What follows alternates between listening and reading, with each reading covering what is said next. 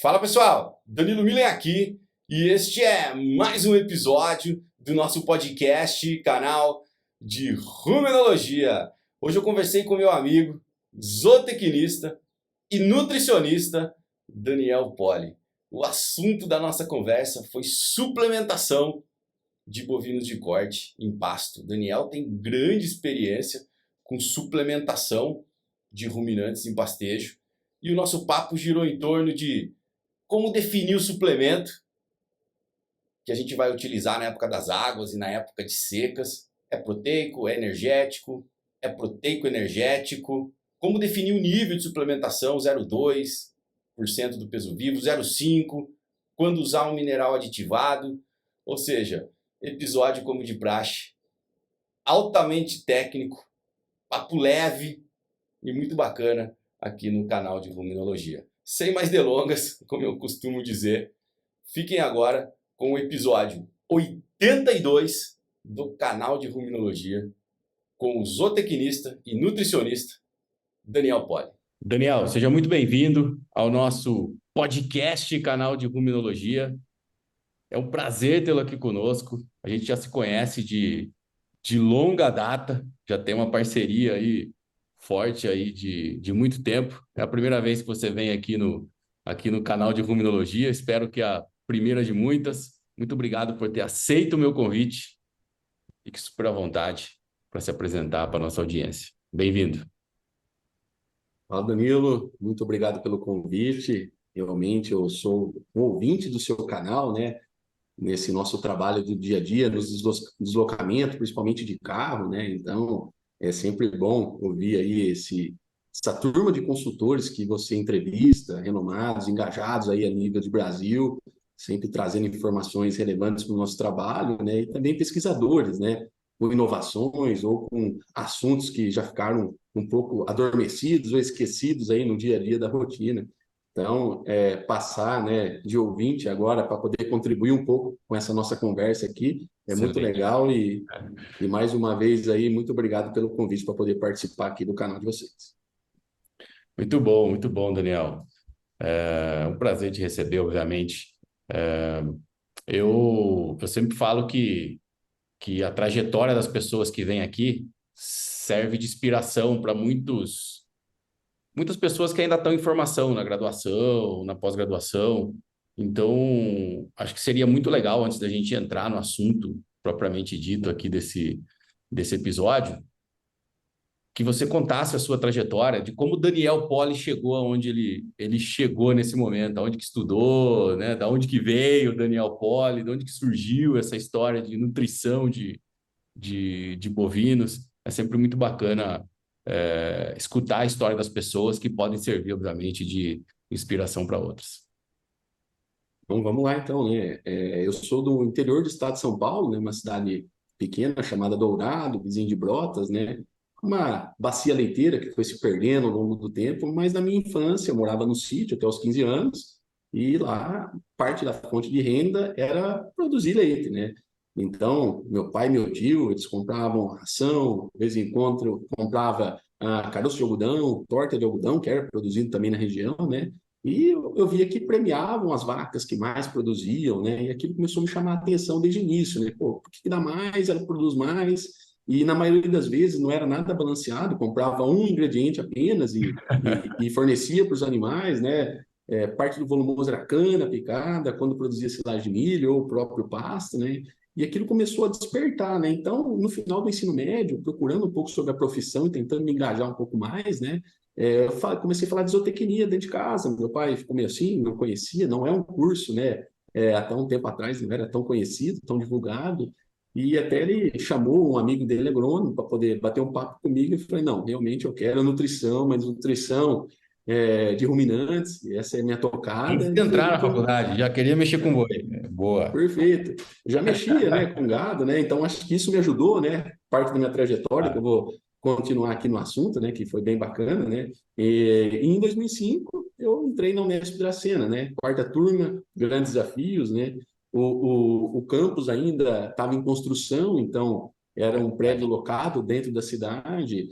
então não tinha nada de estrutura, então a gente teve que começar a procurar para poder estar atuando, né? Porque eu já queria pular aquela parte inicial e já ir direto fazer o que eu já fazia, né? Na infância, né? E trabalhar com gado, né? E acabei entrando num grupo de pesquisa do professor Gelsi, de trabalhos, que fazia muito essa parte de campo, principalmente focado em pastagem. Então, trabalhei praticamente toda a graduação com eles e como ainda, né, você não tinha ido, né, para a Unesp Dracena, que foi bem no finalzinho, né, da minha conclusão do curso, que em 2010, né, a gente acabou nos conhecendo, eu fui procurar um confinamento e acabei passando um trainee do JBS lá de Castilho, que aí eu comecei a ter contato ainda maior, tanto com grandes consultores, como um deles foi o Rafael Servieri, né, que realmente me ajudou muito, né, nessa trajetória de carreira para trabalhar com confinamento, e empresas que faziam um trabalho que hoje eu faço, de visitar cliente, fazer o atendimento, tentar levar tecnologias ou novas informações para dentro do grupo. Então, Legal. aquilo começou a me despertar e eu falei, não quero ficar diretamente num confinamento, quero trabalhar numa empresa. Conheci o pessoal da Gasparini nesse meio tempo, os traços, né, os laços foram estreitando, e aí foi quando, em 2010, outubro de 2010, eu vim para cá. Então, mais uma vez, iniciei trabalhando em confinamento, eles estavam com esse propósito de montar a estrutura de confinamento, que hoje aí com capacidade estática para 14 mil animais, ficou pronta em outubro de 2012, né? Então demorou um pouco mais depois que eu entrei, até a estrutura, né? Essa parte física demora mesmo, essa parte de construção. Exato. Então eu fiquei praticamente, né, no confinamento pelos 3 primeiros anos quando eu entrei na Gasparini. E depois a gente foi montando o time, eu comecei a fazer o atendimento técnico da Gasparini Nutrição Animal, que também dou suporte para a parte da Gasparini Sementes de Pastagens. E em 2020, por algumas alterações aqui na estrutura, eu vim para assumir a gerência técnica da Gasparini Nutrição. Então, desde lá, parte do meu trabalho, né, é fazer o atendimento, que eu gosto muito, então eu gosto de estar no campo, né? Mas hoje eu tenho outras obrigações, né? Desde montar a equipe, ajudar essa equipe, né? Desenvolver pesquisa, onde você nos ajuda aqui, né, no nosso centro experimental, trazer novos produtos ou novas tecnologias para dentro da empresa. Então, acho que, brevemente, essa é um pouco da minha trajetória aí, Danilo, de condução aí, desde 2005 para cá. Bacana, bacana, Daniel. E diga-se de passagem, nutricionista de mão cheia, né, Daniel? Além de tudo, ainda formula, faz produto, né? Então, é Eu muito acho que realmente o tempo, né, e as pessoas me ajudaram, me ajudam até hoje, né? Então, acho que o contato com grandes pesquisadores, né, e grandes consultores sempre é importante e nos ajudam aí nesse crescimento profissional que não para nunca, né, Danilo? bacana, isso mesmo, Daniel. É legal a sua história, né? Por 13 anos já, né? 13 para 14 anos na mesma empresa, né? E participar dessa evolução é muito bacana, né? Quando você chegou a Gasparim, nem sequer tinha um confinamento, e você chegou com a sua pouca experiência de confinamento, de um estágio de final de curso, né? E participar de toda a construção e tá ainda ali, né, envolvido, né, no confinamento, né, obviamente, nas decisões sobre nutrição, sobre protocolos nutricionais que vão ser adotados, é muito legal, porque você conhece o histórico, né? Você está aí desde o início, desde que começou a parte da nutrição no confinamento, né? Isso é muito legal, né? Que quando a gente pega desde o início, como você citou, né, Danilo? Então, eu peguei praticamente no início da Gasparim Nutrição, no início do confinamento. Então, tanto parte estrutural, né? Aqueles entraves que vão dificultando a produção que a gente foi conseguindo superar. Então, isso vai dando bagagem para a construção, né? E como, desde quando eu estou aqui, eu vejo que a empresa evolui num ritmo muito bom. É. Falei, pô, não faz sentido eu querer buscar algo que eu vou conseguir, né? Então, literalmente dar tempo ao tempo, né? Então, hoje eu vejo que a minha trajetória não precisava ser diferente, foi perfeita do jeito que está, e eu consegui passar por todos os setores, né? Então, desde tratar os animais diretamente do confinamento, com os equipamentos, montar cavalo naquele início, que a equipe ainda estava sendo ajustada, né? Ficar até mais tarde aqui na indústria, por alguns motivos ou outro, pela essa parte de estrutural, então realmente é bem legal. Então, eu acho que esse trajeto aí, não sei se é fácil para todos conseguirem, né? Pegar uma empresa no início, né? Nessa parte principalmente de nutrição, quando eu peguei, né?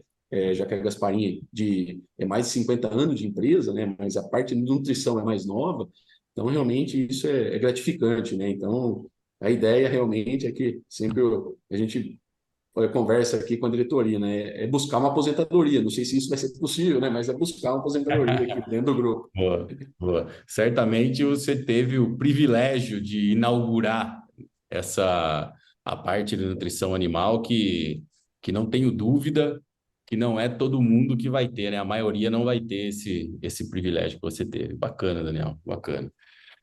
Bom, muito bacana a sua trajetória. Eu acho que agora a gente pode contar para a nossa audiência, apesar de eu sempre falo isso, mas já está escrito, né, no título do episódio, né? Até quem vai ser o convidado, mas eu sempre insisto em falar isso no episódio, né? Então, não é surpresa para ninguém. A gente vai falar sobre como definir o nível de suplementação em gado de corte. Ou seja, o que a gente tem que levar em consideração, critérios para a gente falar assim, ok, vou usar um proteico energético, vou usar um proteico, vou usar só um mineral, vou fazer um tip. Então, é sobre isso o nosso papo de hoje, até para explorar toda essa experiência que você tem nesses anos, com os atendimentos que você faz até hoje no seu dia a dia no campo. E aí, e aí, Daniel, para a gente começar esse bate-papo, acho que é legal a gente fazer algumas definições, não é mesmo? Então, o que seria um suplemento? Vamos dizer assim, o que a gente puder tomar como base a regra ou a regulamentação do mapa, ok, mas o que seria um suplemento? O que seria uma ração? O que seria um suplemento proteico energético ou um suplemento proteico? O que você pode falar hoje dessas definições em termos do que é usado no mercado? Então, a definição de suplemento, né, que é uma mistura de ingredientes, podendo conter ou não aditivo, né, também podendo conter ou não material inerte, e que é pronto para uso ou pode ser diluído para melhor atender a demanda ou exigência daquela categoria a ser suplementada, né? Mas eu vejo que a suplementação, né, ela é muito mais que isso, né? Hoje a gente sabe que os ingredientes têm uma variedade, tanto de quantidade quanto de qualidade, né? Então, nesses ingredientes tem classificação de macro e micro mineral, né? Também grãos energéticos e proteicos, né? Parte desse veículo, isso é importante, né? Que toda vez que a gente for compor uma fórmula, ela precisa atingir o 100%, né? Então, a gente usa muito disso na parte, principalmente dos minerais, né? E o diretamente fornecido para o animal ou não, né? Pronto para uso ou não, que é usualmente usado, né? Pronto para uso ou não. Mas, assim, no nosso contexto de atendimento, né? O que é suplemento é suprir o que falta. Então, é isso que a gente vai tentar discorrer aqui nessa conversa, né? Que não é só pegar, né, uma tabela e falar, ó, eu quero suprir o que está em cima dessa tabela do NRC, mas sim entender em qual desempenho nós vamos chegar, né, para poder atender essa demanda. Então, realmente, eu acho que isso vai ser bem legal nessa conversa. Então, quando a gente fala de suplemento, né, basicamente o Ministério nos aponta quatro: suplemento mineral, macro e micro mineral, podendo conter até 42%, né, de NNP, nitrogênio não proteico. Aí a gente pula para a segunda categoria, né, do suplemento mineral ureado, que aí ele pode ultrapassar esses 42% de NNP, então macro e micro mineral, e acima de 42% de NNP. E aí a gente já pula para a linha de proteico, suplemento mineral proteico. Então, mineral contém macro e micro minerais, e ele tem que atender uma demanda mínima, né, de 20% de proteína bruta na sua concepção, seja ela na forma de NNP ou na forma de proteína verdadeira, e atender uma demanda de 30 gramas de proteína para cada 100 quilos de peso vivo para aquela categoria, aquele volume de suplemento fornecido. E chegando no último, né, na linha de suplemento mineral proteico energética, o próprio nome nos ajuda, né, a definição. Então, vai ter mineral, ele tem que ter um volume de proteína, né, acima de 20% de proteína na sua formulação, só que como a tocada energética, então ele tem que atender sempre 100 gramas de NDT para cada 100 quilos de peso vivo. Então, a gente tem que imputar mais energia, né? Então, dentro dessas definições que a gente tem a concepção na forma do Ministério da linha de suplementos. Porém, no dia a dia, a gente sabe que tem muito mais que isso, né? Entre uma linha de mineral e um proteinado, né, não soreado, né, a gente tem a crescente de minerais adensados, né, ou minerais aditivados, então isso é muito usual a nível de mercado e realmente é muito interessante, acho que já já a gente consegue discutir um pouco mais sobre isso também, né? A linha proteica, né? Que é a proteica de baixo consumo, ela vai aí de 0,1% a 0,2% do peso vivo. Então, aí a gente fala aí de 100 gramas para cada 100 quilos de peso vivo, até 200 gramas, né? Para cada nisso. A proteica energética, que a gente trabalha aí de 0,3% a 0,5% do peso vivo. E acima disso, né? Eu acho que a gente até estava conversando um pouco sobre isso, né, Danilo? Acho que a nomenclatura já é ração, né? Então não tem mais como imputar suplemento, já que quando a gente vai trabalhar com uma ração, a gente vai realmente fazer o efeito de substituição do pasto. Então não é algo que vai suprir, mas sim algo que vai adicionar, né? Então realmente aí a Perfeito. gente já tem as linhas de rações, né? E aí para ser semi-confinamento ou para ser TIP, né? Realmente, eu acho que a quantidade que realmente vai mudar esse nome, né? Então, acima de 1,5% peso vivo, já caímos na TIP, e abaixo disso, né? Nesse range aí de 0,6% a 1,4% peso vivo, a gente trabalha aí com a parte de semi-confinamentos. Então, acho que, pensando em definição, seria mais ou menos isso, né, Danilo? Beleza, beleza, Daniel. Eu costumo falar o seguinte, né? Suplemento, né? Você foi muito feliz, né? É para suprir o que falta. Se a maior parte do que eu como no dia a dia é de um negócio denominado suplemento, ele não é mais meu suplemento, ele é minha comida principal, né? Então a partir do momento que o animal está em pastejo e a maior parte do que entra no rumen é pasto, o restante que você está colocando no coxo é o suplemento. Agora, se você vai fazer um semi-confinamento ou um TIP aí no pasto, 1,3, 1,5% do peso vivo, aonde a maior parte do que entra no rumen é o que ele come no coxo, ou seja, exatamente é ração, não é mais suplemento. E muita gente ainda fala por aí que não, isso aqui é suplemento, né? Quem falou isso, né? Assim, a definição de suplemento está até no dicionário, né? Se você olhar um dicionário de português, está lá, suplementação, completar o que falta, não Perfeito. substituir uma coisa pela outra e fazer disso a refeição principal, né? A maior parte da refeição do dia, né? Bacana, bacana.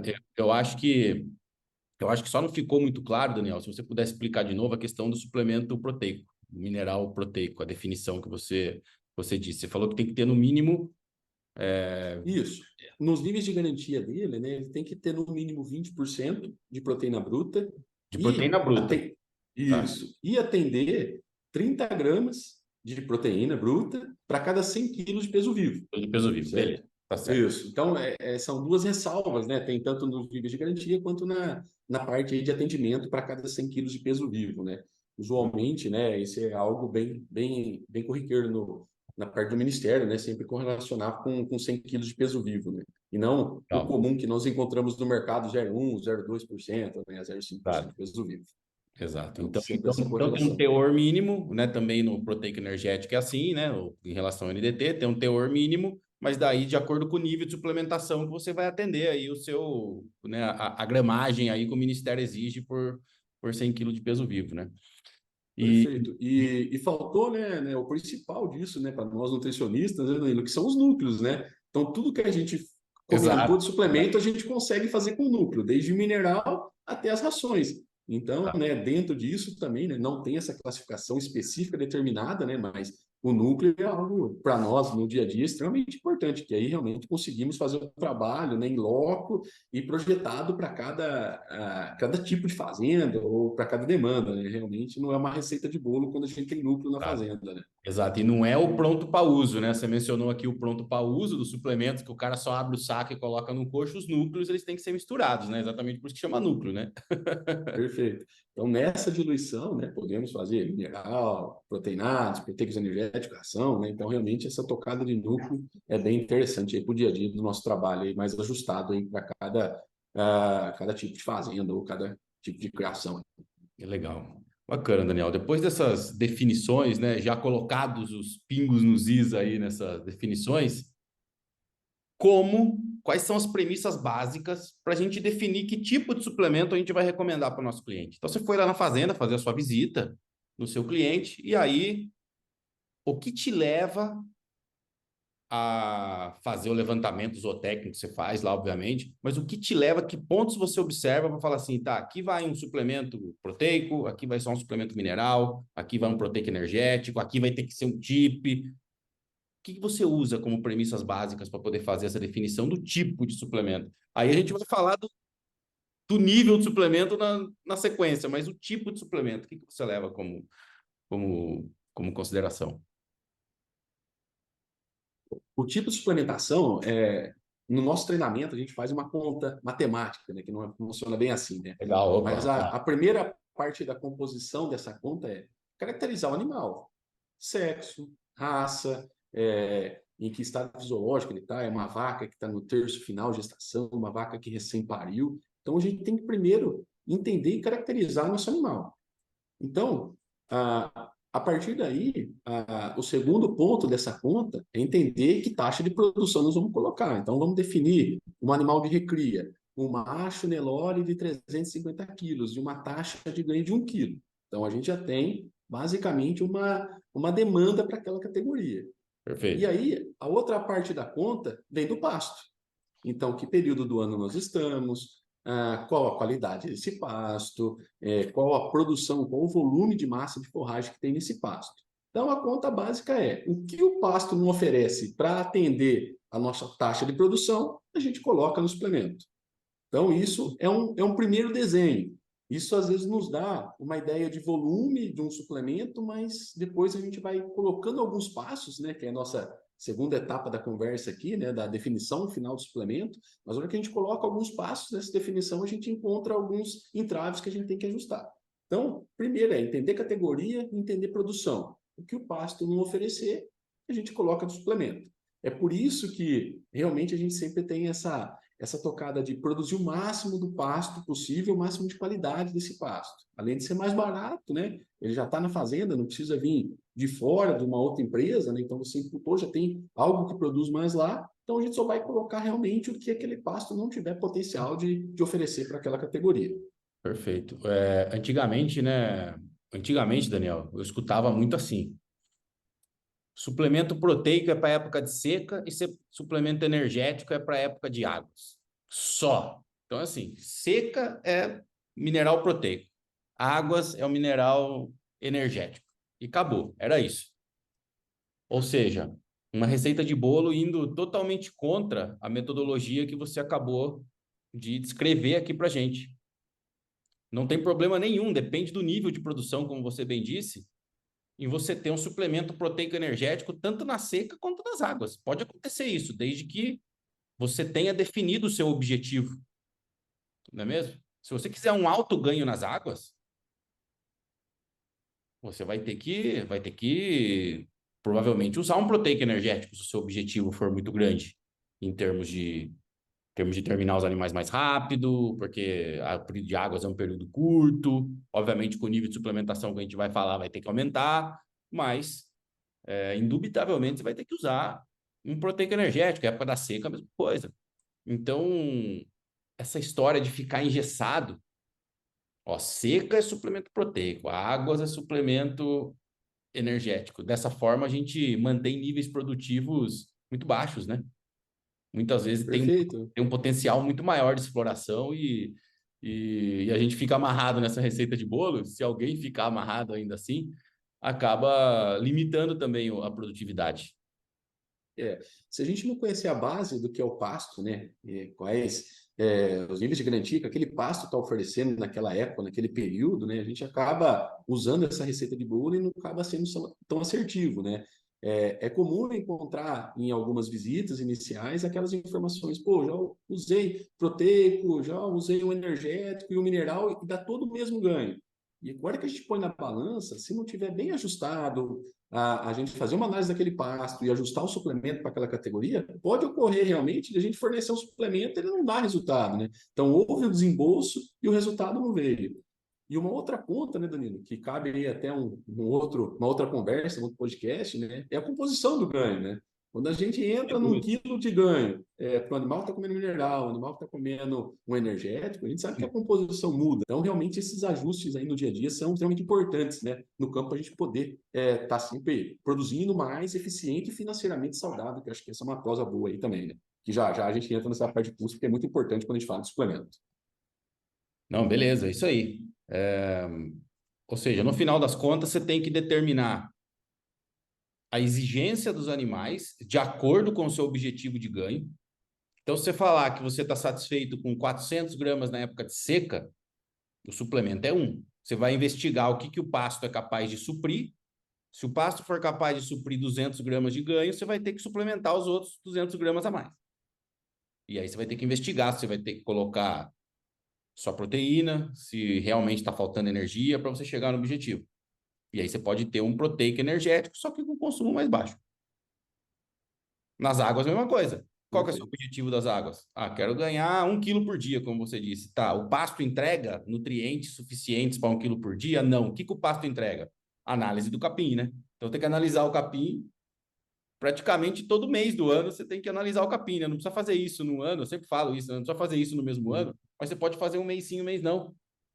E aí, depois de 2 anos, você começa fazendo janeiro, fevereiro, maio, julho. No outro ano, fevereiro, abril, junho. Até depois de 2 anos, você já tem a sua fazenda, pelo menos uma ideia da composição nutricional naquele mês do capim, para você poder traçar a sua estratégia nutricional. Né? Pelo menos saber a média do período. Tem que conhecer o pasto, né, Daniel? Senão, como é que a gente faz? Como é que o nutricionista faz calibra o suplemento sem conhecer o pasto que ele está trabalhando, não é mesmo? Perfeito, né? Nós que trabalhamos tanto com confinamento quanto suplementação a pasto, né? Quando é confinamento, que a gente sabe tudo que entrega no coxo e tudo que o animal come, é Exato. muito confortável. A pessoa fala, ó, tá comendo acima da média. Não, em algum momento teve algum compensatório, então a gente sabe que o peso projetado dele está acima da média, né? Então a gente fica muito mais tranquilo. A hora que coloca no pasto, a gente sabe talvez só a quantidade do suplemento que está lá fornecido diariamente, ou dia sim, dia não. E posterior a isso, né, a gente fica numa incógnita. Se a gente não conhece, não tem uma análise do nosso pasto, a gente já não vai ter o consumo tão ajustado para isso. A gente vai ficar muito dando um tiro às cegas, né? Então, realmente, a gente tem que ter essa análise para poder fazer esse ajuste, né? E um outro assunto, né, Danilo, que eu estava relembrando, né, agora, com a crescente dos nossos parceiros na integração lavoura e pecuária, né, a seca tem ganhado mais peso que as águas. Porque o pessoal vem no pós-soja com rosiziense, os animais têm ganhado mais peso, talvez, do que em áreas de águas, né? Que as áreas não são tão adubadas, ou a reposição de nutrientes não é tão correta, né? Diferente do que é numa agricultura. Então, é comum a gente pegar cliente ganhando mais peso na seca. Então, a gente sabe que se colocar um suplemento para seca num pasto verde de pós-soja, o animal nem consome o suplemento, né? Então, realmente tem que estar ajustado e sabendo que esse animal está consumindo, né, de pasto, forragem. Exato, exato. E o pasto é mutante. Não só você faz análise uma vez por mês, mas o pasto muda. No dia a dia, o pasto muda. Você vai fazer uma estratégia para aquele período, mas o pasto está em constante modificação. Aumenta a fotoperíodo, fica calor, fica frio, todas essas variáveis que interferem na fotossíntese, né? Então, água, né? Chove ou não chove. Então, todas essas variáveis vão mudando o pasto no dia a dia. O animal come, incentiva mais o crescimento vegetativo, tem áreas de superpastejo, subpastejo, ou seja, tudo isso vai fazendo com que o pasto vá mudando sua composição nutricional. E se a gente fosse levar na teoria, né, ao pé da letra, você teria que fornecer um suplemento diferente por dia, né? Porque todo dia o pasto muda. Você teria que mudar o suplemento todo dia. É obviamente que a gente não vai fazer isso. Mas o que eu queria te perguntar é o seguinte: o que é o típico no Brasil hoje em termos de quantidade de suplemento no sistema de produção? Então vamos dizer lá, o cara está nas águas, aí tem a transição água seca, seca, transição seca-água.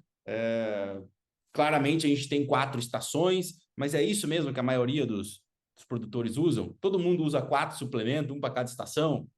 Ou é mais típico usar só 2? Que você vê normalmente na sua prática de campo? Basicamente são dois, né, Danilo? E a gente tem algumas mudanças por categoria, né? Vamos começar com a categoria de cria, né? As vacadas, na maioria das fazendas, consomem macro e micromineral, né? Um suplemento mineral o ano inteiro. Então, mesmo no Beleza. período de seca, que ela não teria, né? Teria que ter um ajuste ainda de proteína, né? Pelo menos para manter isso, para ter ganhos finais, para recuperar score, para iniciar uma boa estação de monta, ainda passa muito com essa suplementação, né? Então, vaca, talvez é a que mais a gente precisasse trabalhar realmente a nível do dia a dia, porque hoje ela come muito mineral. Quando a gente passa para a recria, hoje, no nosso time, o que mais acaba sendo colocado a nível de campo, né, que o pessoal recomenda mais, é um proteinado. Proteinado de águas, vai naquela tocada de proteína de 20% no período das águas, um proteinado seca, variando de 30% a 40% de proteína. Então, ou um para uma estação e outro para outra, né?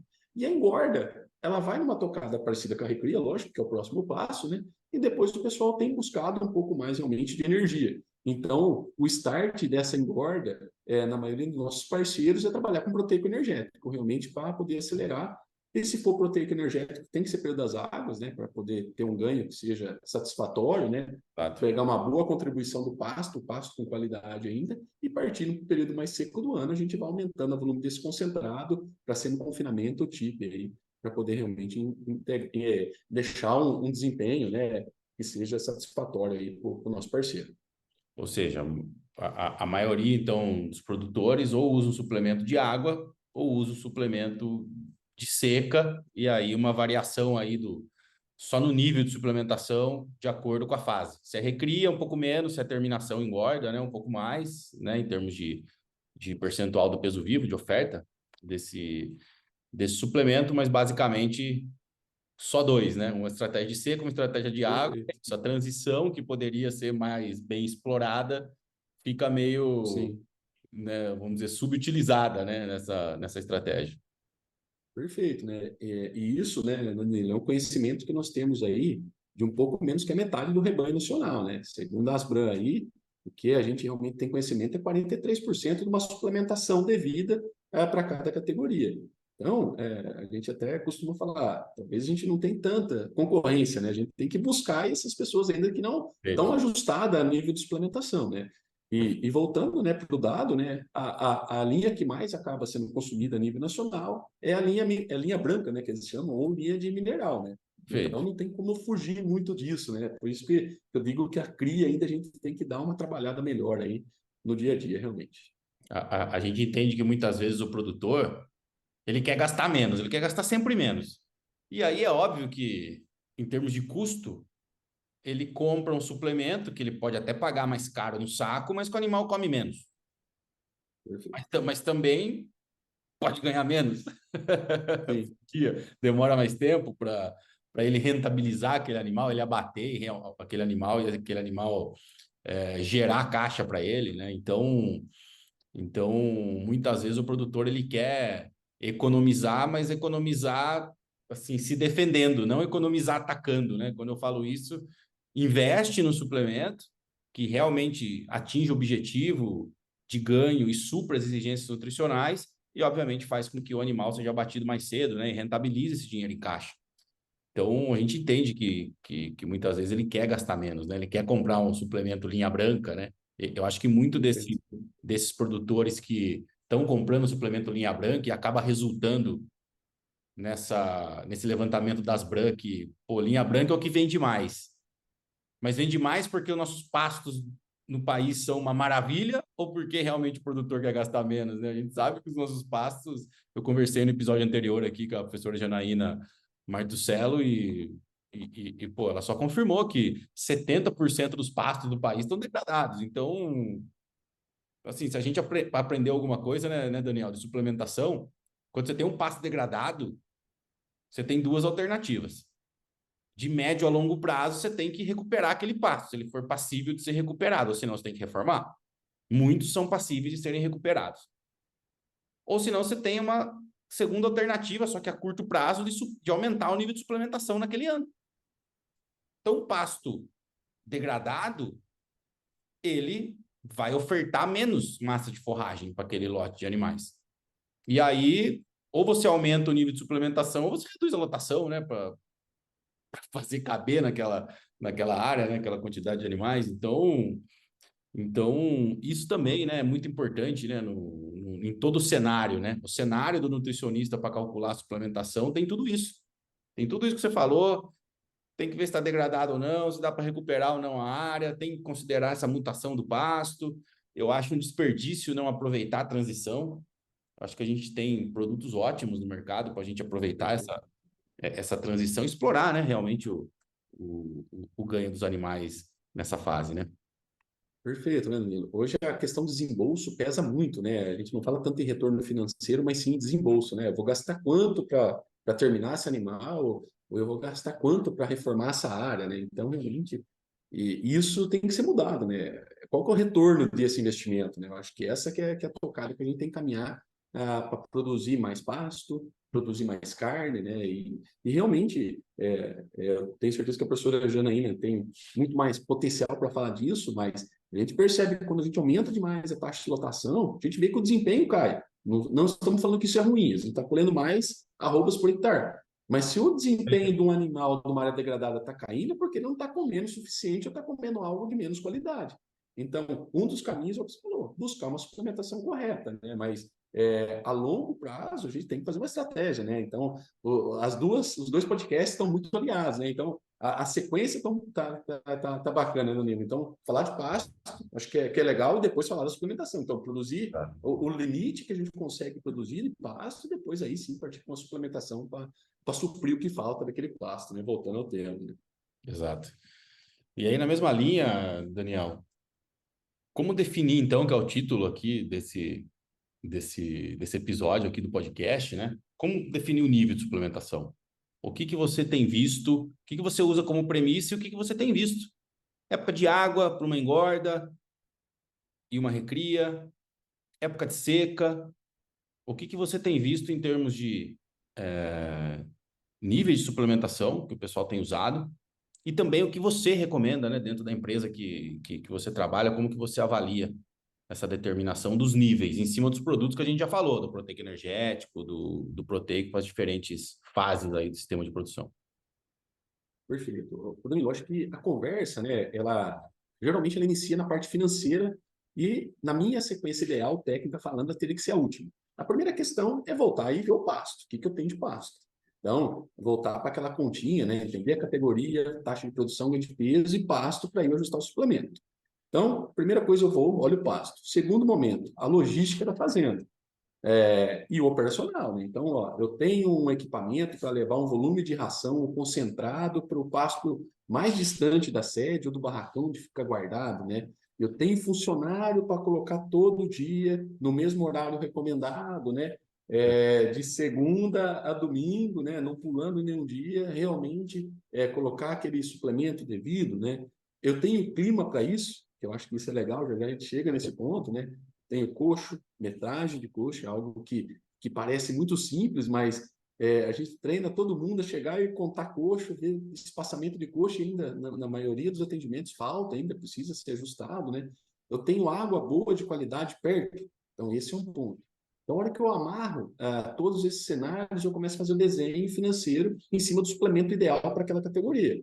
Ano após ano, a gente tem ajustes, né? Então, como a gente teve uma alta de grãos nos anos anteriores, os suplementos tenderam a ser menos incluídos na categoria de engorda, por exemplo. Agora, com a baixa do milho, a gente começou a incluir mais. Então, normalmente chegamos numa categoria de cria no período das águas, olhamos se o pasto estiver adequado, colocamos o macro e micromineral ali ajustado para aquela categoria de crias. Entendendo score, se estiver tudo ok. Se ela precisar recuperar o score, e se eu tiver pasto suficiente para isso, eu vou conseguindo subir degrau a degrau em cada nível de suplemento, até pensando em questão custo, certo? Já no período da seca, eu já tenho que trabalhar com ureado, não posso fugir dessa, né? No mínimo é ureado para aquela situação para startar, né? Então, nesse cenário, partindo para a recria, eu sempre gosto, com um pontapé inicial, pular essa primeira etapa, que é da linha de mineral.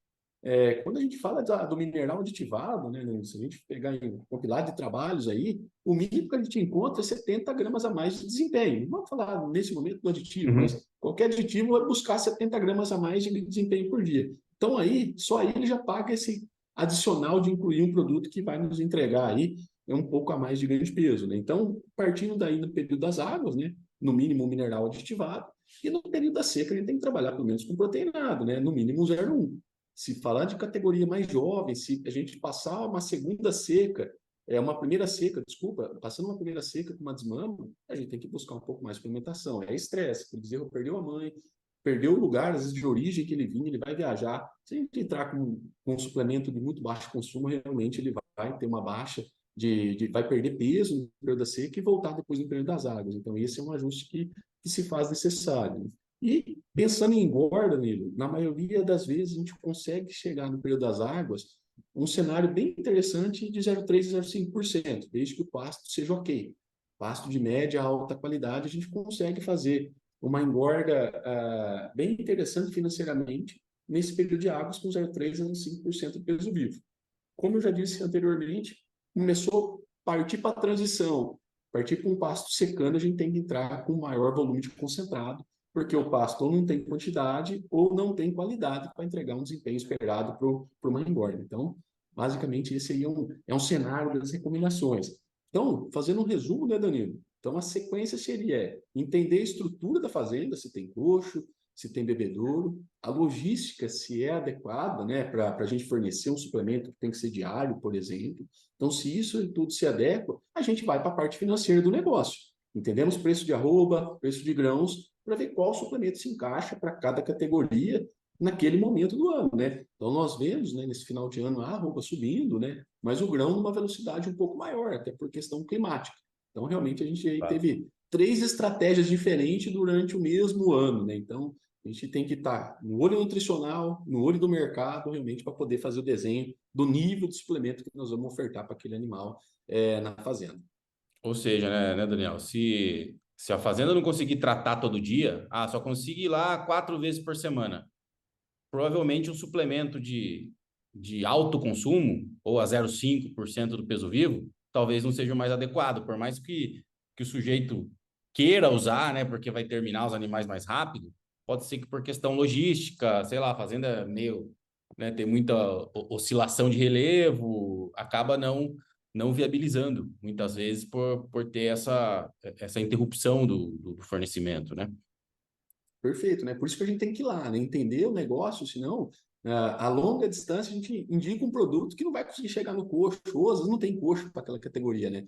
Então, você vem nesse checklist, porque você já vai cortando, ó, pô, se não tem como ir todo dia, já não pode ser ração nem proteico energético. Você já está no limite, ou você vai chegar numa estratégia de falar, ó, vamos ter que encaminhar essa engorda ou para outro, ou terceirizado, ou acabar vendendo, né, o tradicional boi magro, né, que é um animal ainda no final da recria. Então, são estratégias importantes para a gente tomando o ponto antes de chegar na parte realmente nutricional, né? É a questão do plano nutricional crescente. A gente sabe que animais que ganham, independente da época do ano, menos de 300 gramas por dia, 350, dependendo da categoria, eles vão começar a regular o metabolismo do organismo. Vai começar a diminuir tamanho de órgãos, que é da onde surge depois o ganho compensatório. Vai começar a reduzir tamanho de fígado, tamanho de rúmen, tamanho de intestino, vai tentar economizar energia de alguma forma, porque ele já vai ter uma sinalização de restrição nutricional. Então, acho que é importante a gente falar que qualquer protocolo nutricional de suplementação que a gente for fazer, é legal a gente mirar no mínimo no objetivo de 300 gramas de ganho por dia, mesmo que seja na época da seca, para não deixar os animais sentirem que eles estão em restrição nutricional, que aí pode afetar o ganho de peso das próximas fases, né, na transição da seca à água e na própria água subsequente, porque a gente sabe que ganho compensatório, uma parte desse ganho vai ser de víscera, partes não carcaça. Então, né, Daniel, quanto melhor o pasto, que é época de água normalmente, você vai complementar ou vai suplementar o animal, provavelmente com nível menor, 0,1, 0,3 do peso vivo, ou até 0,5, se for o caso de uma engorda mais intensiva. E na época da seca, se for para manter o objetivo, provavelmente você vai ter que aumentar o nível de suplementação para compensar o que o pasto não dá, o que o pasto não fornece de nutrientes, se você não quiser diminuir o ganho, né? Então, você tem 800 gramas de ganho nas águas, mas você tem 300 na seca. Aí o cara fala assim, mas eu dou 0,3 nas águas e 0,3 na seca também. Eu falo, lógico, mas se você manter o nível de suplementação, por mais que você mude a composição do suplemento, o pasto de seca entrega muito menos nutrientes que o pasto de água. E aí o cara, ele faz o mesmo nível de suplementação, só que o ganho cai. Para manter ganho, provavelmente vai ter que aumentar o nível de suplementação na seca, não é mesmo?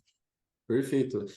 Você comentou algo que a gente já falou também um pouco antes, né? Realmente, o próprio animal ele dita o ritmo nas águas. Se a gente quiser buscar um consumo maior de suplemento, ele mesmo já prefere o pasto se esse estiver em oferta suficiente. Então, ele Exato. já busca esse ritmo, né? Então, isso é bem legal, que a gente já alguma coisa já é limitada pelo próprio animal, né? Por mais que a gente oferte um volume grande de concentrado, ele já prefere, em um determinado momento, o pasto, né?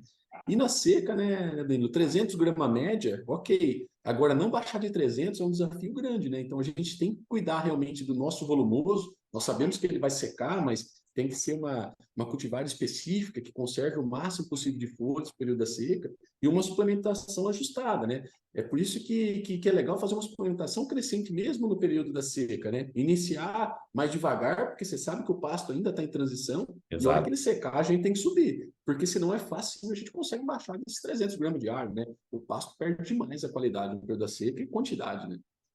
Perfeito. Perfeito. Eu acho que a gente podia, antes de terminar aqui, Daniel, comentar dos aditivos. O pessoal fala muito Perfeito. dos aditivos, né? Qual aditivo eu uso no meu suplemento? Eu uso monenzina, narazina, salinomicina, virginamicina, flavomicina, tem um monte por aí. O que que o Daniel Poli recomenda ou como que você vê esse jogo dos aditivos nos suplementos para animais em pasto? Não, essa linha de aditivos é bem interessante, né, e crescente, né? Nós, como indústria, né, sempre recebemos aí parceiros ou novos parceiros e sempre surge algo interessante ou algo novo no mercado, né? Mas dentro da linha de suplemento, a primeira conversa é qual a quantidade de suplemento que aquele animal vai comer. Então, se ele consumir um suplemento de macro e micromineral que vai variar entre todas as categorias de 60 a 120 gramas, isso já nos limita a alguns tipos de aditivo. Um deles é a monenzina. Porque se a gente introduzir uma monenzina que não é palatável nesse tipo de suplemento, o consumo vai cair muito. Então, a gente não vai atingir nosso objetivo de mineralizar aquela categoria. Então, nessa linha de menor inclusão de grãos, ou praticamente zero grãos, a gente trabalha com alguns aditivos que não afetam o consumo. Salinomicina, virginamicina, né? A própria narazina, que é mais recente no mercado, né? Ou alguns outros aditivos naturais, né? Levedura, óleos, ou a parte de enzimas que não tem esse poder de atrapalhar o consumo. Agora, quando a gente já começa a introduzir um pouco mais de concentrado, né? Matriz orgânica para dentro do negócio, a grande maioria já começa a ter a monenzina como algo de eleição, né? Como aditivo de eleição. E é o que nós fazemos aqui na empresa. Então, geralmente, esses suplementos, até o proteico energético, mantém apenas um aditivo, né, Danilo? Então, a escolha de um, então ele Perfeito. sempre vai ficar um. E a partir dos núcleos, né, que aí vão servir tanto para típico quanto para engorda, podem ter um blend, dependendo aí do desafio ou dos resultados de pesquisas aí das universidades ou de cada centro de pesquisa das indústrias também, que tem crescido, como eu falei, nós também aqui da Gasparim temos um centro de pesquisa. Então, aí a gente já parte para blends de aditivos nesse tipo de recomendação, geralmente trabalhando com ionóforo e algo um pouco mais não ionóforo, né? Um pouco mais orgânico nesse sentido, né? Algo que é natural para a gente poder realmente fazer esse blend, certo? Legal. Bacana, Daniel. É muito mais em cima do consumo, né? Tem essa questão da monenzina no 0,05, no 0,1, né? A partir da hora que você tem um nível a mais, aí 0,2, 0,3% do peso vivo, a monenzina passa a não ser tão inibidora de consumo, vamos dizer assim, né? E ela é o aditivo mais pesquisado que tem mais trabalho no mundo aí sobre, né, sobre eficiência alimentar, tanto em confinamento Perfeito. quanto para animais em pasto. E o custo-benefício é extremamente interessante, né? Então, não é nosso papel aqui definir os aditivos eleitos, né? Mas eu realmente eu vejo, né, que sempre a gente se depara, né, na maioria das outras empresas com a monenzina aí na grande parte da linha, ou monenzina e mais algum outro tipo de aditivo juntos, composto aí nessa linha de suplementos, né? Beleza, Daniel. E eu já disse aqui que era para finalizar, né? Mas vou te fazer mais uma pergunta. Manejo de Bora lá. suplemento. E aí? Como é que a gente operacionaliza isso na prática? Em cima do que a gente falou, né? Dos tipos de suplementos e níveis de suplementação. É bem legal, né, nessa parte de manejo, né, a gente foca tanto, mais uma vez, em animais confinados, né, e esquece dos animais que estão a pasto, né, então, vamos lá, por primícia, né, a primeira questão é frequência e horário, né, o bovino é um animal que gosta de rotina, então, se a gente for fornecer um suplemento, ele gosta que seja sempre no mesmo horário, né, E Perfeito. dependendo do tipo de suplemento, ele tem que ser diário. Vamos lá. Linha mineral, suplemento mineral, pode ser feito 2 vezes por semana, desde que sejam coxos cobertos, né? Algumas outras novas tecnologias, mas ainda essa é a grande maioria do Brasil. Então, a gente precisa, num suplemento mineral, para 2 vezes por semana, ter coxo coberto. Partindo para os proteicos, né? Pelo menos dia sim, dia não. Produto que contém grão, né? Ele fermenta muito rápido com a umidade. Então, se molha num período de águas, por exemplo, né? Que é o que a gente está começando a entrar agora, né? Então, ele estraga muito rápido. Então, a gente fala para ter esse fornecimento dia sim, dia não. E daí para cima, né? Dos proteicos energéticos até as rações, tem que ser fornecimento diário, né? O animal consome, né? Já que a grande quantidade de matriz orgânica de grão dentro do produto, ele consome muito rápido, né? Esse tipo de produto. Focando depois no segundo ponto, que é a estrutura, né? Metragem do coxo. Usualmente a gente trabalha com mineral 5 centímetros linear por cabeça, proteicos de 10 a 15, proteicos energéticos de 25 a 30 e as linhas de rações de 40 a 60 centímetros, dependendo do volume, né? Então, numa TIP, por exemplo, a gente tem que ter um pouco mais de espaço, porque até o volume, a quantidade de fornecida é alta. Então, se não tivesse 60 centímetros por cabeça, não cabe naquele dia de colocar. Então, você tem que distribuir 2 vezes por dia, por exemplo. O tratador vai lá fornecer na parte da manhã, não cabe tudo no coxo, então ele tem que dividir em dois. Então, é por isso que a gente sempre fala de 60 centímetros para esse tipo de ração, né? Que já não é mais suplemento, como a gente comentou, né? Outro ponto importante, que a gente foca muito no confinamento e não foca quase nada no gado a pasto, é a água. Água limpa, de preferência, né, de bebedouro artificial, né? Então, que a gente focando em qualidade do reservatório e limpeza desse bebedouro, né? Então, isso é importante. Ele tem que estar perto, né, Danilo? Realmente, né? Fazer o animal se deslocar para consumir água e fazer aumentar o gasto energético dele. Então, aumenta a energia de mantença, automaticamente sobra menos para o desempenho. Então, o coxo tem que, e o bebedouro tem que estar muito próximo para ele consumir o suplemento, consumir a água, talvez ele tenha que voltar de novo para pegar a porção final do suplemento, né? Não consegue consumir tudo de uma vez. Então, aí a água de qualidade bem próxima nessa questão, né? Então, eu acho que no dia a dia da rotina, né, basicamente, né, pensando no manejo, no modo rápido e simples, eu acho que esses seriam pontos importantes para a gente tá salientando. E outra questão, né, a gente está falando tanto de dividir por categorias os tipos de suplementação. Então, a gente tem que focar no produto certo para a categoria certa na época certa. Então, a gente vai trabalhar com 2, 3, 4 tipos de suplemento numa fazenda. Então, é nosso trabalho técnico treinar a equipe, mostrar a diferença de um para o outro, nos dias de fornecimento, para não ocorrer fornecer um sal mineral, que é de reprodução de uma vacada, para um gado de recria, por exemplo, não ter essa confusão aí também no operacional da fazenda. Então, a gente tem que checar realmente essa questão, né? Exato. Bacana, Daniel, bacana. Lembrando que sal ureado, né? O mineral aí, ureado, se ficar 3 dias sem fornecer, perde a adaptação de ureia, né? Então o cara forneceu sexta de manhã, só vai fornecer de novo na segunda tarde. Já foi, meu amigo. Se você depende de adaptar a ureia, né? Se o nível for alto, né? Então vai ter que adaptar de novo, né? Então os trabalhos aí já são bem consistentes, né? Nesse cenário, né? Então quando você fala um dia sim, Perfeito. não, tem que, assim, seguir a risca, porque mais dias podem redundar em ter que readaptar os animais à ureia, né? Que é um risco, né? Que há risco de intoxicação. Perfeito, né, Danilo? Só para reforçar, né? Dia sim, dia não, a tendência tem que ter suplemento no dia que você não fornecer, né? Que você vai no dia Exato, perfeito, antes bem colocado. e vai porcionar para 2 dias, né? Que como é um suplemento Exato. proteico, ele tem regulador de consumo, então isso é bem interessante. E na própria sacaria, né? Todo produto que contém ureia, pelo Ministério, a gente tem que fazer uma recomendação de adaptação, né? E lá 30% do produto novo com ureia na primeira semana, 60% na segunda semana, 90% na terceira semana e a partir daí 100% do produto novo, né? Então já não é rápida essa adaptação. Então se perder esses 2 ou 3 dias e voltar nisso, nós estamos falando de novamente 21 dias esses animais consumindo bem menos do que foi projetado pelo nutricionista lá na fazenda, né? Exato, exato. Muito bom, Daniel, muito bom. Obrigado pelo seu tempo, obrigado por vir até aqui no canal de Ruminologia, compartilhar todo o seu conhecimento com a gente. Tenho certeza que super complementou o episódio anterior aqui, que foi com a professora Janaína, sobre... A gente falou de adubação, reforma de pastagens, falou de tipo de capim. Então, E falar agora de nutrição, de como desenhar os suplementos, como definir esse nível de suplementação, acho que super fechou a ideia aqui desses dois episódios. Te agradeço muito.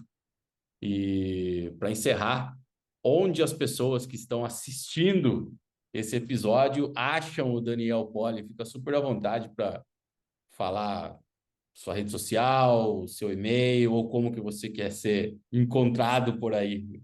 Se você falar, eu vou colocar aqui, ó, na descrição. Não, beleza, Danilo. Eu que agradeço mais uma vez, né, poder participar aqui, contribuir, né? Espero que realmente que tenha atingido o objetivo, né? Então, mas para se ficou alguma dúvida também, como eu já disse, como você já comentou, né, eu vou deixar aqui meus contatos, mas realmente é um prazer estar aqui podendo conversar com você e passar, né, a contribuir nesse canal que tanto contribuiu com a minha formação e a formação da nossa equipe aqui, né? Então, realmente a gente passa todo episódio, né? Nós temos reuniões semanais, um ou outro acaba comentando, oh, você viu um episódio novo, falou esse assunto, o que você acha? Então, isso engrandece, né? Toda dúvida, né? Então, isso é muito bom, né? Se gerou dúvida é porque realmente está entendendo e está querendo discutir um assunto técnico, isso enriquece realmente todo o nosso time. E para quem quiser conversar um pouco mais, puder esclarecer mais alguns assuntos, né? Tem meu e-mail, né, aqui da empresa, né, que é o técnico2@gasparim, né, com M de Maria no final, né? E o Instagram, né, que é Daniel_Poli, Poli com 2 L's, e é só buscar lá, mandar um direct para mim, eu vou sempre estar disposto a responder. Às vezes no dia a dia eu demoro um pouco mais, saio de uma fazenda, vou para outra, fico um pouco sem sinal, é um pouco mais corrido, mas dentro da semana eu sempre procuro aí manter todo mundo aí com respostas aí para não ficar nenhuma dúvida ou nenhuma discussão, né? Com todo mundo que conversa, Danilo, eu vejo que tem uma contribuição muito boa, né? Às vezes uma pessoa que está na graduação ainda traz uma dúvida, traz uma informação nova, então realmente é um prazer para nós aí sempre poder discutir e falar de nutrição, que é nosso dia a dia aqui. Joia. Só @gasparim.com.br, certo? .com. Só .com. .com. Beleza. Então, Gasparim com M de Maria no porque final. você disse só Gasparim, só para deixar claro. Quem está no YouTube, beleza, mas para quem está no Spotify, vai estar @gasparim e .com. Então, técnico2@gasparim.com. Beleza. Perfeito. Daniel, muito obrigado mais uma vez. E tenho certeza que a nossa audiência vai aproveitar muito esse nosso bate-papo. É isso, Danilo. Um grande abraço para você e um grande abraço para todos aí. Um abração.